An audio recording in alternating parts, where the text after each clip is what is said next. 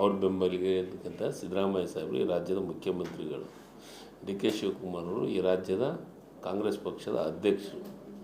ನಾವೆಲ್ಲ ಅವರಿಬ್ಬರು ಅಡಿಯೊಳಗೆ ಕೆಲಸ ಮಾಡೋಂಥವ್ರು. ಆದರೆ ಹಂಗಾಗೈತೆ ಹಿಂಗಾಗೈತೆ ಅಂತ ನನಗೆ ಮಾಹಿತಿ ಇಲ್ಲ. ನನ್ನ ಮಾಹಿತಿ ತಗೊಂಡ್ಮೇಲೆ ಮಾತಾಡ್ತೀನಿ. ಬೇರೆ ವಿಚಾರ ಇದ್ರೆ ಹೇಳಿ. ಏನಂತ ಸರ್, ಈಗ ನನಗಿನ್ನೂ ಪತ್ರ ಬಂದಿಲ್ಲ. ಪತ್ರ ಬಂದರೆ ಪಕ್ಷದ ಕೆಲಸ, ಜವಾಬ್ದಾರಿ ಕೆಲಸ ನಾನು ಇರ್ತೀನಿ. ಅದ್ರಾಗೇನು ಎರಡು ಮಾತಿಲ್ಲ. ಸರ್, ಈಗ ಇವತ್ತು ಕಾರ್ಯಕಾರಿಣಿ ಸಭೆ ಆದ ನಂತರ ಹೈಕಮಾಂಡ್ ನಾಯಕರನ್ನ ಮುಖ್ಯಮಂತ್ರಿಗಳು, ಉಪಮುಖ್ಯಮಂತ್ರಿಗಳು ಭೇಟಿ ಮಾಡ್ತಾ ಇದ್ದಾರೆ. ಸಂಪುಟ ಪುನಾರಚನೆ ಸರಿ, ನಾನು ಅಧ್ಯಕ್ಷರ ವಿಚಾರ ಕೂಡ ಇದೆ. ಇಲ್ಲಿ ತಪ್ಪೇನಿಲ್ಲ. ಮುಖ್ಯಮಂತ್ರಿಗಳು, ಉಪಮುಖ್ಯಮಂತ್ರಿಗಳು, ರಾಜ್ಯದ ಅಧ್ಯಕ್ಷರು, ಅದು AICCಯ ಎಲ್ಲ ಹಿರಿಯ ನಾಯಕರು ಏನು ನಿರ್ಧಾರ ತೊಗೊತಾರೆ ಅದು ನಮ್ಮಂಥದ್ರೊಳಗೆ ಚರ್ಚೆ ಆಗೋಂಥದ್ದಲ್ಲ. ನಾವು ಅದನ್ನು ನಿರ್ಧಾರ ಮಾಡೋಂಥದ್ದಲ್ಲ. ನಾನು ಮಂತ್ರಿಯಾಗಿ ಕೆಲಸವನ್ನು ಮಾಡೋಂಥದ್ದು. ಅವ್ರು ಏನು ನಿರ್ಧಾರ ತೊಗೊತಾರೋ ಅದಕ್ಕೆ ನಾವು ಬದ್ಧರಾಗಿರ್ತೀವಿ. ಕ್ಯಾಬಿನೆಟ್ನಲ್ಲಿ ಚರ್ಚೆನೇ ಆಗಿಲ್ಲ. ನೀವು ಸುಮ್ಮ ಮಾಧ್ಯಮದೊಳಗೆ ಹೇಳ್ತಾ ಇದ್ರಿ. ನಾನು ಕ್ಯಾಬಿನೆಟ್ನಾಗ ಇದ್ದೆ, ಪೂರ್ಣ ಮುಗಿಯೋವರೆಗೂ ಇದ್ದೆ. ಯಾವುದು ಇಂಥದ್ದು ಯಾವುದು ಚರ್ಚೆ ಯಾರೂ ಹೇಳಿಲ್ಲ, ಯಾರೂ ಏನೂ ಹೇಳಿಲ್ಲ. ಇದ್ರ ಬಗ್ಗೆ ಚರ್ಚೆನೇ ಇಲ್ಲ. ಇದನ್ನು ಕ್ಯಾಬಿನೆಟ್ನಾಗ ಚರ್ಚೆ ಮಾಡೋಂಥ ಸಬ್ಜೆಕ್ಟು ಇದು ಅಲ್ಲ. ಯಡಿಯೂರಪ್ಪ ಅವ್ರ ವಿರುದ್ಧ ಶಿಫಾರಸು ಮಾಡಿದ್ರಲ್ಲ ಸರ್, ಈಗ ಮತ್ತೆ PDA ಡಿನೋಟಿಫಿಕೇಶನ್ ಕೇಸು. ಸರಿ, ಈಗ BJP ಅವ್ರ ಹತ್ರ ದೊಡ್ಡದು ಒಂದು ಸರಮಾಲೆನೇ ಇದೆ, ಅವ್ಯವಹಾರವನ್ನು ಮಾಡಿದಂಥದ್ದು. BJP ಅವರಿಗೆ ಮತ್ತೊಬ್ಬರ ತಾಟ್ನಾಗಿರೋದು ನೊಣ ಕಾಣುತ್ತೆ. ಅವ್ರ ತಾಟ್ನಾಗಿರೋಂಥ ಕತ್ತಿನ ಅವ್ರ ಕೈಯಾಗ ಅವ್ರಿಗೆ ಕಾಣವಲ್ದು. ಅವ್ರದ್ದು ಹಿಂದಿನ ಇತಿಹಾಸವನ್ನು ತಕ್ಕಂತೆ ನೋಡ್ಕೊತ ಬಂದ್ರಂದರೆ ಅವ್ರು ಈ ರಾಜ್ಯಕ್ಕಾಗಲಿ ಈ ದೇಶಕ್ಕಾಗಲಿ ಏನು ಕೊಡುಗೆಯನ್ನು ಕೊಟ್ಟಿದ್ದಾರೆ? ಏನು ಕೊಡುಗೆ ಕೊಟ್ಟಿದ್ದಾರೆ? ಒಂದೇ ಒಂದು ಹೇಳಿ. ಕೇಂದ್ರ ಸರ್ಕಾರದೊಳಗೆ 12 ವರ್ಷ ಆಯ್ತು ಇವತ್ತು ಅಧಿಕಾರಕ್ಕೆ ಬಂದು. 11 ವರ್ಷ ಮುಗಿದ 12ನೇ ವರ್ಷಕ್ಕೆ. 12 ವರ್ಷದೊಳಗೆ ಈ ರಾಜ್ಯಕ್ಕೆ ಕೊಡುಗೆ ಕೊಟ್ಟಿದ್ದೇನಿದೆ? ನಾವು ಕೊಟ್ಟಿದಂಥ ಟ್ಯಾಕ್ಸು GST ನಮ್ಮ ರಾಜ್ಯಕ್ಕೆ ಕೊಡ್ತಾ ಇಲ್ಲ. ಇಷ್ಟೆಲ್ಲ ಕರ್ನಾಟಕದ ಮೇಲೆ ಯಾಕೆ ದ್ವೇಷ ತೀರಿಸ್ಕೊಳಕತ್ತಾರೆ ಇಲ್ಲಿ ಕಾಂಗ್ರೆಸ್ಗೆ ಜನ, ಈ ರಾಜ್ಯದ ಜನ ಓಟ್ ಹಾಕ್ತಾರನ್ನೋ ಒಂದೇ ಒಂದು ದೃಷ್ಟಿಯಿಂದ ಈ ರಾಜ್ಯಕ್ಕೆ ಅನ್ಯಾಯವನ್ನು ಮಾಡ್ತಾ ಇದ್ದಾರೆ. ಬಜೆಟ್ನೊಳಗೆ ಅವರೇ ಓದಿದ್ದು ಭದ್ರಾ ಯೋಜನೆಗೆ ದುಡ್ಡು ಕೇಂದ್ರದ ರಾಷ್ಟ್ರೀಯ ಯೋಜನೆ ಅಂತ ಮಾಡ್ತೀನಂತ ಅನೌನ್ಸ್ ಮಾಡಿದ್ದು ಎಷ್ಟು? 5,000 ಕೋಟಿ ಕೊಡ್ತೀನಂತ ಅನೌನ್ಸ್ ಮಾಡಿದರು. 3,000 5,000? 5,000 ಎಲ್ಲಿ ಕೊಟ್ಟರು? ವಕ್ತು ವಿಚಾರದ ನೋಟಿಸ್ ಕೊಟ್ಟಿದ್ದು ಯಾವ ಕಾಲದೊಳಗೆ?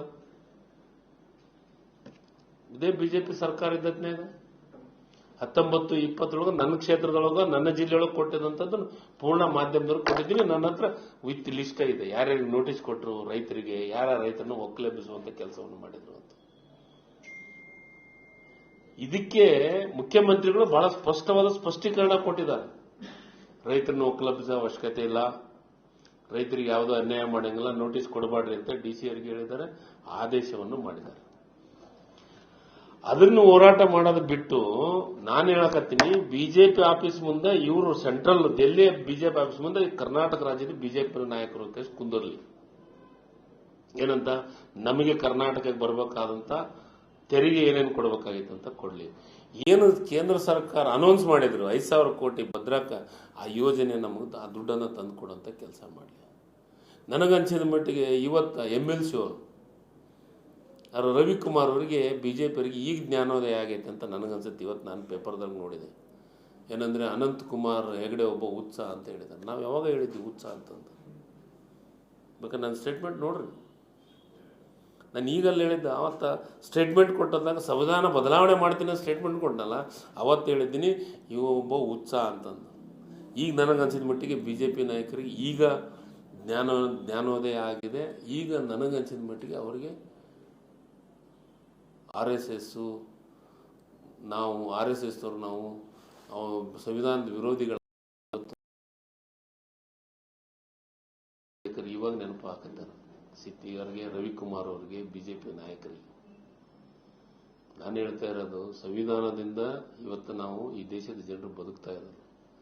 ಬಾಬಾ ಸಾಹೇಬ್ ಅಂಬೇಡ್ಕರ್ ಕೊಟ್ಟಂತ ಸಂವಿಧಾನದ ಮೇಲೆ ಇವತ್ತು ನೆಮ್ಮದಿಯಿಂದ ಈ ರಾಜ್ಯದ ದೊಡ್ಡ ಸಂವಿಧಾನದ ಅಡಿಯಲ್ಲಿ ಇವತ್ತು ಕೆಲಸ ಮಾಡುವಂಥ ಯಾವುದಾದ್ರು ಜಗತ್ತಿನಾಗ ದೊಡ್ಡ ದೇಶ ಅಂದ್ರೆ ಅದು ಭಾರತ ದೇಶ ಅನ್ನೋದು ಇವತ್ತು ನೆನಪಾಗತ್ತೈತೆ. RSS ಅವರಿಗೆ ಇವತ್ತು ನೆನಪಾಗೈತೆ, ರವಿಕುಮಾರ್ ಅವರಿಗೆ ಇವತ್ತು ನೆನಪಾಗೈತೆ ಅಂತ ನಾನು ತಿಳ್ಕೊಂಡಿದ್ದೀನಿ. ಚಿತ್ರದುರ್ಗದಾಗ ನಿನ್ನೆ ಸ್ಟೇಟ್ಮೆಂಟ್ ಮಾಡಿದ್ದಾರೆ. ಸರ್, ಈಗ ಮೊನ್ನೆ ಫ್ರೀಡಂ ಪಾರ್ಕ್ ನಲ್ಲಿ ನಡೆದಂತ ಕಾರ್ಯಕ್ರಮದಲ್ಲಿ ಚಂದ್ರಶೇಖರ್ ಸ್ವಾಮೀಜಿ ಅವರು ಕೆಂಗೇರಿ ಒಕ್ಕಲಿಗ ಸಂಸ್ಥಾನದ ಮಠದ ಪೀಠಾಧ್ಯಕ್ಷರು ಈ ಮುಸ್ಲಿಮರಿಗೆ ಮತದಾನದ ಹಕ್ಕನ್ನೇ ತೆಗಿಬೇಕು ಅಂತೇಳಿ ದಯಮಾಡಿ ಸ್ವಾಮಿಗಳು ಇಂಥವೆಲ್ಲ ಹೇಳಿಕೆ ಕೊಡೋದನ್ನು ಬಿಡಬೇಕು. ಇದು ಒಳ್ಳೆ ಬೆಳವಣಿಗೆಗಳಲ್ಲ. ಈ ದೇಶದೊಳಗೆ ಸ್ವಾಮಿಗಳಿಗೆ ಗೌರವವನ್ನು ಕೊಡ್ತಾ ಇದ್ದೀವಿ. ಅವ್ರ ಕಾಲು ನಮ್ಗೆ ಮುಟ್ಟಿ ನಮಸ್ಕಾರ ಮಾಡೋಂಥ ಕೆಲಸವನ್ನು ಮಾಡ್ತೀವಿ. ಜನರಿಗೆ ನೆಮ್ಮದಿ ಬದುಕನ್ನು ಕೊಡೋಂಥ ಕೆಲಸವನ್ನು ಮಾಡಲಿ. ಹಿಂದೂ ಮುಸ್ಲಿಂ ಜಗಳ ಹಚ್ಚಂಥ ಕೆಲಸ ಮಾಡೋದನ್ನು ಬಿಡಲಿ ಸ್ವಾಮಿಗಳು. ಯಾವ ಸ್ವಾಮಿಗಳಾದರೂ ಅಷ್ಟೇ, ನನಗೆ ಚಂದ್ರಶೇಖರ್ ಸ್ವಾಮೀಜಿ ಅಷ್ಟೇ, ಇನ್ನೊಬ್ಬರು ಸ್ವಾಮಿಗಳು ಆದರೂ ಅಷ್ಟೇ, ಯಾವ ಸಮಾಜ ಸ್ವಾಮಿಗಳು ಆದ್ರೆ ನನ್ನ ಸಮಾಜದ ಸ್ವಾಮಿಗಳು ಹೇಳಿಕೆ ಕೊಟ್ಟರು ಇದು ತಪ್ಪೇ. ಸ್ವಾಮಿಗಳಾದಂಥವ್ರು ಸಾಮರಸ್ಯವನ್ನು ಬೆಳೆಸುವಂಥ ಕೆಲಸವನ್ನು ಮಾಡಲಿ. ಇವರು BJP ನಾಯಕರಾದಂಗೆ ಆದರೆ ಏನು ಮಾಡೋಣ? BJP ಅವರು ದಿನನಿತ್ಯ ಅಭಿವೃದ್ಧಿ ಬಗ್ಗೆ ಮಾತಾಡೋಂಗಿಲ್ಲ, ಈ ರಾಜ್ಯದ ಬಡವರ ಬಗ್ಗೆ ಮಾತಾಡೋಂಗಿಲ್ಲ, ಈ ರಾಜ್ಯದ ಕೃಷಿಕರ ಬಗ್ಗೆ ಮಾತಾಡೋಂಗಿಲ್ಲ, ಈ ರಾಜ್ಯದ SC STಗಳ ಬಗ್ಗೆ ಮಾತಾಡೋಂಗಿಲ್ಲ. ಏನಂದರೆ ದಿನನಿತ್ಯ BJP ಅವರು ಹಿಂದೂ ಮುಸ್ಲಿಮು ಮಸೀದಿ ಮಂದಿರ ಇವ್ಯಾವು ಇಲ್ಲಂದ್ರೆ ಪಾಕಿಸ್ತಾನ. ಇದನ್ನು ಬಿಟ್ಟರೆ BJP ಅವರಿಗೆ ಮಾತಾಡೋಕ್ಕೆ ಯಾವ ಸಬ್ಜೆಕ್ಟು ಇಲ್ಲ, ಯಾವ ವಿಷಯನೂ ಇಲ್ಲ ಅಂತ ನಾನು ಒಂದೇ BJP ಮಿತ್ರರಿಗೆ ಕೇಳಕ್ಕೆ ಇಷ್ಟಪಡ್ತೀನಿ. 5 ಗ್ಯಾರಂಟಿ ಯೋಜನೆದ ಬಗ್ಗೆ ಬೇರೆ ರಾಜ್ಯದ ಹೋಗಿ ಮಾತಾಡ್ತೀರಲ್ಲ, ಈ ರಾಜ್ಯದೊಳಗೆ 5 ಗ್ಯಾರಂಟಿಯನ್ನು ಇಡೀ ರಾಜ್ಯದ ಜನರು ನೆಮ್ಮದಿಯ ಬದುಕನ್ನು ಕೊಡುವಂಥ ಕೆಲಸ ಮಾಡಿದ್ವಿ. ನೀವು ಮಾತೆತ್ತಿದ್ರೆ ಡೆವಲಪ್ಮೆಂಟಿಗೆ ದುಡ್ಡಿಲ್ಲ, ಅದು ಇಲ್ಲ. ಬರ್ರಿ ನನ್ನ ಕ್ಷೇತ್ರದ ತೋರಿಸ್ತೀನಿ ಡೆವಲಪ್ಮೆಂಟ್ ಏನಂತ, ನನ್ನ ಜಿಲ್ಲಾಕ್ಕೆ ಬರ್ರಿ ನಾನು ತೋರಿಸ್ತೀನಿ ಡೆವಲಪ್ಮೆಂಟ್ ಏನಂತ. ಎಷ್ಟು ರೋಡ್ಗಳನ್ನು ಕೊಟ್ಟಿದ್ದೀವಿ 1.5 ವರ್ಷದೊಳಗೆ, ಎಷ್ಟು ಕೆಲಸವನ್ನು ಮಾಡಿದ್ದೀವಿ ಅನ್ನೋದು ನಾನು ತೋರಿಸ್ತೀನಿ. ಬರೀ ನಮ್ಮ ಜಿಲ್ಲೆ, ನಾನು ಜಿಲ್ಲಾ ಮಂತ್ರಿ ಕೆಲಸ ಮಾಡ್ತೀನಿ, ನಾನು ಒಬ್ಬ MLA ಕೆಲಸ ಮಾಡಿದ್ದೀನಿ. ಅದಕ್ಕೆ ಡೆವಲಪ್ಮೆಂಟಿಗೂ ದುಡ್ಡಿದೆ, ಬಡವ್ರಿಗೆ ಯೋಜನೆಗಳನ್ನು ಕೊಡೋಂಥದ್ದು ಇದೆ. BJP ಅವರು ಏನೇನು ಭರವಸೆ ಕೊಟ್ಟಿದ್ರು, ಯಾವ ಭರವಸೆ ಈಡೇರಿಸಿದ್ದಾರೆ? ಈ ರಾಜ್ಯದೊಳಗೆ ಎಷ್ಟಕ್ಕೊಂದು ಭರವಸೆ ಕೊಟ್ಟಿದ್ರು, ಏನು ಭರವಸೆನ ಈಡೇರಿಸಿದ್ದಾರೆ? ಏನು ಈಡೇರಿಸಿದ? ಸುಳ್ಳು ಹೇಳೋದ್ರಾಗ ನಿಸ್ಸಿಮ್ರು. ನನಗೇನು ಅನ್ಸುತ್ತೆ, RSSದಾಗ ಸುಳ್ಳಿಂದ ಏನಾರ ಪಾಠ ಗಿಟ್ಟ ಹೇಳ್ಕೊಡ್ತಾರೋ ಗೊತ್ತಿಲ್ಲ ನನಗೆ. ಏನು ಸುಳ್ಳಿಂದ ಒಂದು ಕ್ಲಾಸ್ ಐತೆ ಗೊತ್ತಿಲ್ಲ.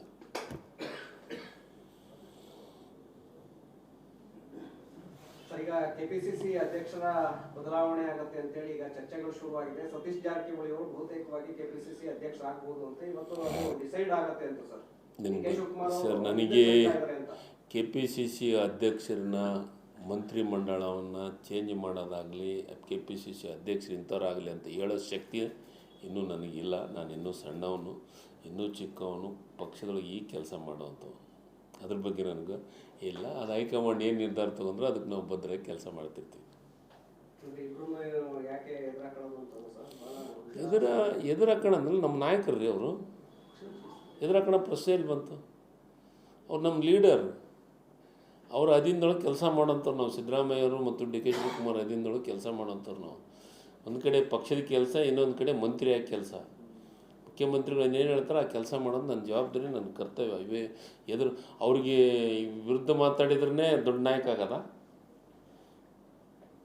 ನನಗೇನಂತ ದೊಡ್ಡ ನಾಯಕ ಆಗ್ಬೇಕಂತ ಆಸೆ ಇಲ್ಲ. ನನ್ನ ಕೆಲಸ, ನನ್ನ ಪಕ್ಷ, ನನ್ನ ಶಿಸ್ತಿನ ಸಿಪಾಯಿಯಾಗಿ ಕೆಲಸ ಮಾಡ್ತೀನಿ. ಏನು ಪಕ್ಷ ವಹಿಸುತ್ತಾ ಕೆಲಸ ಮಾಡೋಂಥದ್ದು ನನ್ನ ಜವಾಬ್ದಾರಿ.